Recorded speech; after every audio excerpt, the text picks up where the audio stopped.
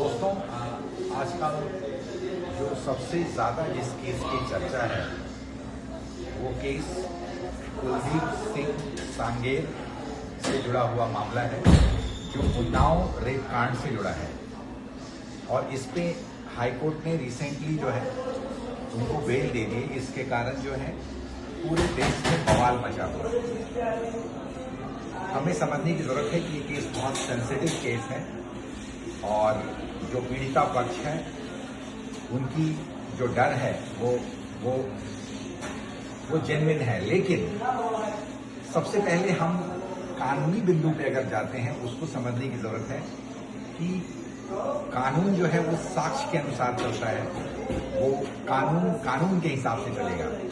और जिन बिंदुओं को लेकर या जिस तरीके के चार्जेस लगाए गए थे सांगेर के ऊपर और उसमें त्रुटियां पाई गई और उसमें देखा गया कि उन्होंने जो उसकी मिनिमम पनिशमेंट पीरियड है उसको उन्होंने कंप्लीट कर लिया है और उन्हीं बिंदुओं को ध्यान में रखते हुए दिल्ली हाईकोर्ट ने उन्हें बेल दी। लेकिन एक बात और समझने की बात है कि बेल कई शर्तों पे दी गई है, नंबर 1। दूसरी बात, बेल कोई एक्विटल नहीं है। बेल एक सिचुएशन है क्योंकि उनकी अपील पेंडिंग है, कानूनी प्रक्रिया जुड़ी हुई है।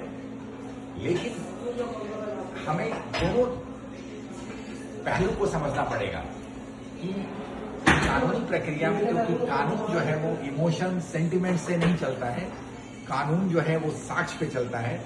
और इसी प्रक्रिया के दौरान अब जो है सीबीआई ने इस मैटर को लेकर सुप्रीम कोर्ट में अर्जी लगाई है और उस अर्जी को सुप्रीम कोर्ट ने एक्सेप्ट किया है और ऑपोजिट पार्टी को नोटिस दी है। इसलिए हमें ये ध्यान रखने की जरूरत पड़ेगी कि जो कानूनी प्रक्रिया में अगर हम एक प्रेशर के द्वारा जो है चीजों को इंटरवीन करने की कोशिश करेंगे तो वो एक गलत संदेश की ओर जाएगा। हमारे जज साहब जो हैं वो बहुत हद तक, क्योंकि जो साक्ष्य उनके पास रखे जाएंगे और जिन बिंदुओं पर, क्योंकि फैसला जो है उन्हें साक्ष्य के बेस पे देना है, ना कि इमोशंस के बेसिस पे। तो इसलिए इस मामले में अब सुप्रीम कोर्ट ने नोटिस दी है और आने वाले समय में जो है सुप्रीम कोर्ट इस मामले में जरूर उचित निर्णय लेगी। धन्यवाद।